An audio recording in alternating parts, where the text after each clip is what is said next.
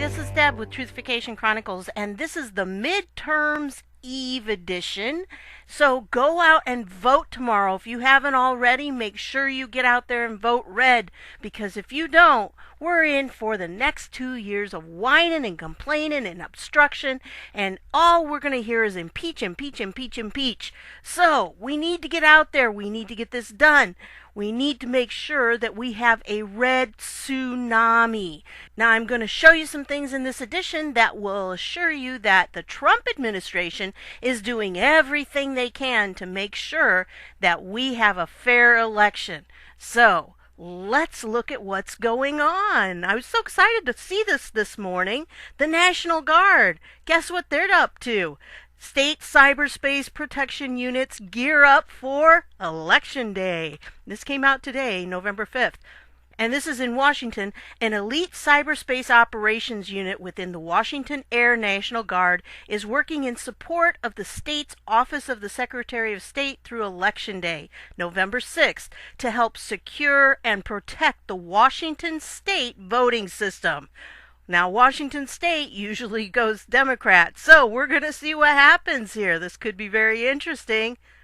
Other Guard units in states such as Wisconsin and Illinois are also involved in ensuring election cybersecurity. According to information from those states, Washington Secretary of State Kim Wyman entered an agreement with the Guard in July, kicking off a multi-step process in advance of the election.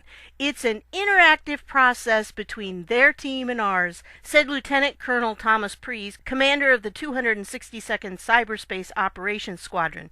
Our task is to go and say, how can we make it even better than it is today?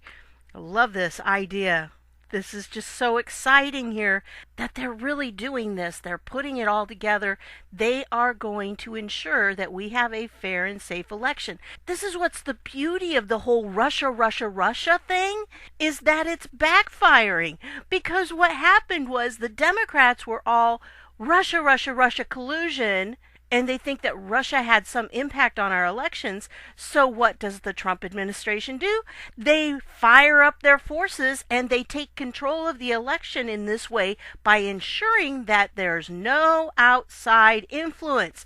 You know what that means? Not even no outside as in Russia influence, which was never a factor. Even Obama said that. It's all setting it up so the Dems cannot interfere with the election. Because, see, this is what they were doing. They had a way of hacking election results, and they could alter them to make them pretty much whatever they wanted to be.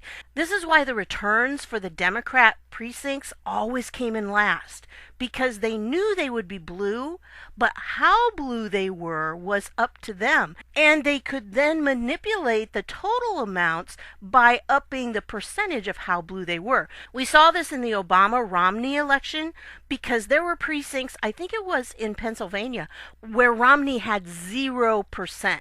I mean, not even one person voted for him, which is highly statistically improbable. I mean, at least one person would have voted. But there were several places like that where Obama won 100%.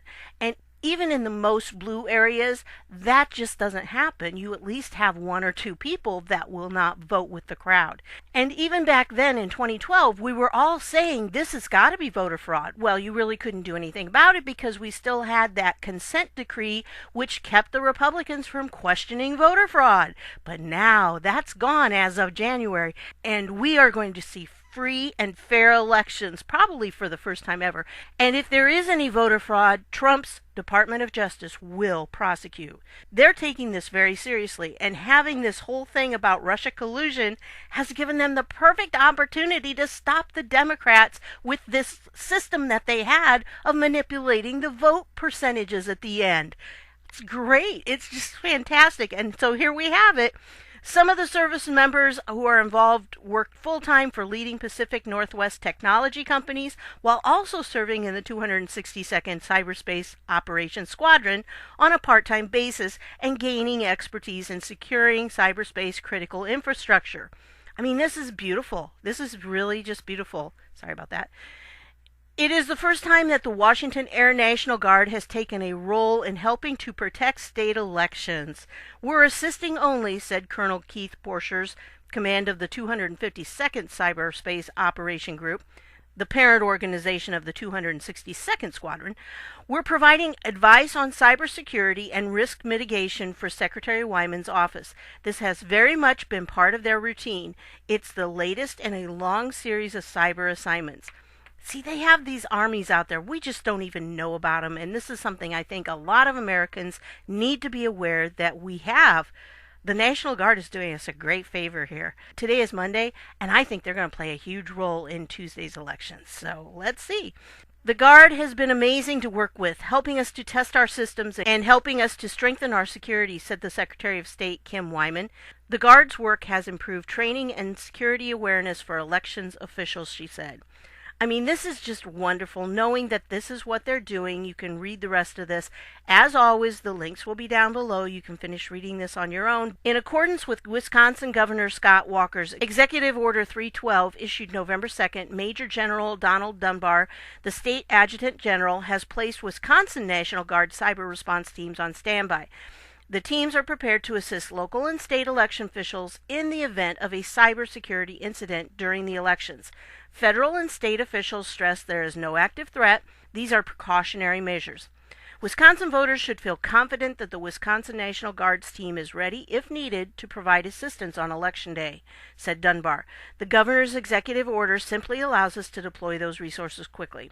So there you go. We've got the National Guard is on alert, and they're also working the cyber area. So they're working whether there will be any physical threats like at polls or anything like that. And they are also working on the cyber aspect, which just is wonderful to my ears. I found this one, largest statewide Homeland Security exercise, kicks off tomorrow, tests military and civilian first responders. And what's that for? Well, it's in Massachusetts, and their National Guard is doing that. I kind of find the timing interesting that it runs through Friday, November 9th. There's a lot going on, and if you know somebody in the National Guard, ask them if they're being called up for this, or if they're involved in any of this, or they have knowledge of it, because I think there's a lot going on right now that the troops are being prepared, because when it comes in as a red wave, this is not going to go over well with the Democrats, and not so much with the Democrats. I really want to separate that, because there are the top leaders of the Democrat Party who are very involved in the deep state. And then you have normal, everyday Democrats. I mean, they really just are people like the Republicans. We're all Americans, and they're part of us, but they've been led by these people who are part of the deep state, who do not have their best interests at heart. And even in the Republican thing, it's really not an R versus D thing, mostly, because the Republicans also had many people like that in the deep state. A lot of them are being purged. This is why we had so many open seats. When Trump came in, he confronted them about being involved with the deep state, and they were given a choice. And their choice was to resign, and that's why we see so many who have resigned. Now, not all of them on that list are bad guys. A lot of those people were pressured into it because maybe their families were being threatened. I believe that's what happened to Jason Chaffetz, and that's why he quit, because of that. Now, I don't know if that's true also with Trey Gowdy. I know that Trey Gowdy is a patriot. I know people think that it's back and forth with him, but it's not. He just doesn't understand the whole picture. I mean, he does know that there's corruption that's gone on. He knows that these FISA documents are going to prove that, but he can't say anything about them yet. And if you watch one of my videos on Trey Gowdy, you'll see that I went through one of the interviews with him. I think people read more into what he's saying than what he really says. I really do think that he has an idea of two different FBIs. That there's the Obama FBI and then there's the Trump FBI. And the Trump FBI is what I think he was referring to when he said that they've done everything that they were supposed to do. I think he means that the FBI under Christopher Wray has done that. And they are doing it. They are trying to get this worked out. Whereas the Obama FBI, I don't think that's who he was talking about when he said that. And if you listen to the whole conversation in that particular interview with Martha McCallum, I'm really pretty sure that's what he meant in context. So I think he's been judged a little unfairly, but I also think that he's unaware of the whole picture, so he doesn't understand all the details that are going into it. All he knows is the part that he's been given. And so I think personally, I think that in the future what's going to happen is he will probably be tasked with the role of prosecuting Hillary Clinton and Barack Obama. I really think that's what the Q team has planned for him later on. But I don't think he knows that yet. He will soon. Okay, anyway, let's just get a little bit more information here. We have this so funny to see the CNN fake suppression polls and false rhetoric. Watch for real results Tuesday. We are lucky CNN's ratings are so low. Don't fall for the suppression game. Go out and vote. Remember, we now have perhaps the greatest economy, jobs in the history of our country. Be aware of this. The polls that you're seeing are fake polls. They've made them that way in order to suppress Republican voters from going out and voting. So don't be fooled. Go out and vote. Make sure that you make your vote count, because they're trying to psych you out is what they're doing. They're trying to tell you, oh, you don't have a chance anyway, so why go out and vote? No, we need to go out and vote. We are the silent majority. We need to remember that, and we need to make sure we're not silent tomorrow on midterms. So go out and vote if you haven't already. Let's see it be a red tsunami. I really want to see that huge red wave that just blows them away. Here's another Trump tweet. Law enforcement has been strongly notified to watch closely for any illegal voting, which may take place in Tuesday's election, or early voting. Anyone caught will be subject to the maximum criminal penalties allowed by law. Thank you. So make sure that you do get out there and you vote, and also make sure when you're there, watch for any illegal voting. Q has said a few things about voting, and this is one of them. Be the difference. Vote. Your country needs you. Your vote matters. We the people. And this video right here is a Ronald Reagan speech that's really good. I'll link to it down below. The time is now. Patriots, fight. We have to fight. If we want to keep our country, this is our last chance. It really is. We are faced with it. We need to get this done, or they're going to try to reverse everything Trump's been doing for the last 2 years. We've got to see this happen. And then he quotes this passage from Ephesians 6:10 through 18, because I'm positive that the Q team understands that this is not just a Republican versus Democrat political debate going on here. This is not what the battle is. The battle is good versus evil, and this is a spiritual battle that has been going on since the beginning of time. It's been between the ruler of this world and God. And we need to make sure that we're standing on the right side, because once this midterm is done, and I'm not saying the right side is Republican, I'm saying the right side is doing the right thing. And there's a lot of corruption that's going to have to come out, and some of it's going to be on the Republican side too. I'm not saying the Republicans are immune from this. At least the administration now is going to address those issues. And we need to do everything we can to support that so we can help it along. Believe me, our children will need us to do this. This is going to be a historical vote, so we need to make sure we get out there and vote. It is a spiritual struggle, for our struggle is not against flesh and blood, but against the rulers, against the authorities, against the powers of this dark world, and against the spiritual forces of evil in the heavenly realms. We really need to make sure we do that. So pray today and pray tomorrow, because we really need to get our country back. Because when the United States takes God seriously, the rest of the world will be able to too. Our decisions will affect everyone in the world. So we need to make sure that we do this.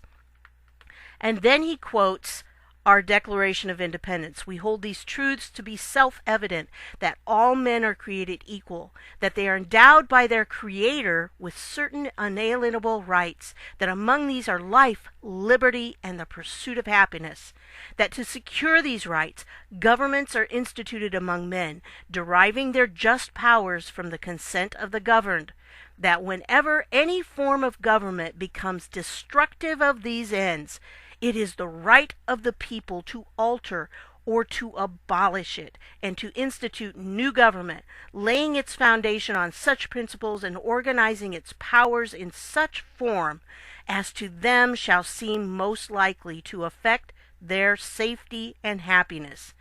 Prudence, indeed, will dictate that governments long established should not be changed for light and transient causes. And accordingly, all experience hath shown that mankind are more disposed to suffer while evils are sufferable than to right themselves by abolishing the forms to which they are accustomed.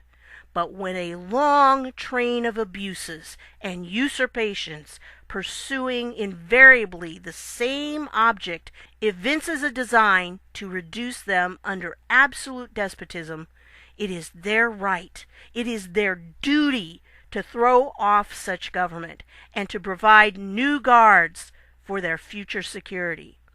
That's such an important point.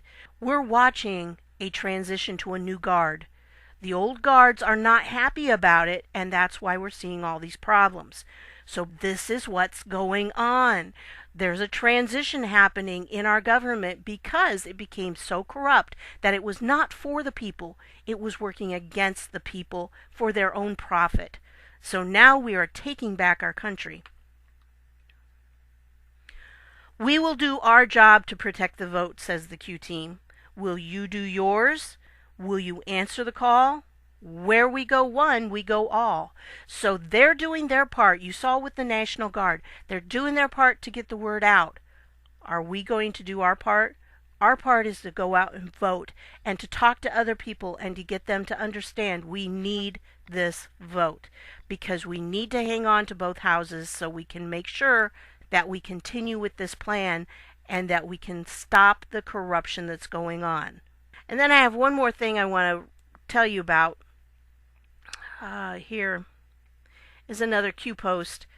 I really want you to be aware of this. First of all, he says panic in D.C. And here's what he tells us to do. This is very important for all of us. If you witness members of Antifa or any other people or organizations stationed at key voter locations making threats or attempting to use scare tactics, voter intimidation, please contact local authorities immediately and report the incident or incidents. Internal comms suggest preparations are being made and organized to conduct a 29-plus location push. Battleground locations. See something, say something. Uniformed and non-uniformed personnel will be stationed across the country in an effort to safeguard the public. This is massive. I saw just the other day about Trump deploying 15,000. I'm wondering if this is where they're being deployed, as uniformed and non-uniformed personnel. Possibly that's what it was talking about. Or there could be the governors deploying the National Guard in this way. If you witness anything out of the ordinary with regards to staff, officials, machinery and equipment failures and or malfunctions, unusual grouping, such as buses dropping off people with guide or instructor, voter prevention, blocking, or other suspicious activity, please contact local authorities immediately and report the incident or incidents. See something, say something. Take a picture and or video only when safe to do. The Q team always puts our safety first. So if you think it's dangerous, don't stand there and take a video, okay? Get someplace safe and then video from a distance. But make sure that you contact the authorities and you report it because it will be prosecuted. They're not going to get away with it this time. Polls are rigged and do not capture an accurate snapshot. Silent majority. Will you answer the call? Vote, vote, vote. This is what we can do. This is the power of the American people, and we need to make sure that we do our part. They're doing theirs. We have to do ours. So, tomorrow, get out there and vote, everybody. We need a big red wave. We need to show them that we are the majority, and we're not going to take any more of them. So, thanks for stopping by. See you later.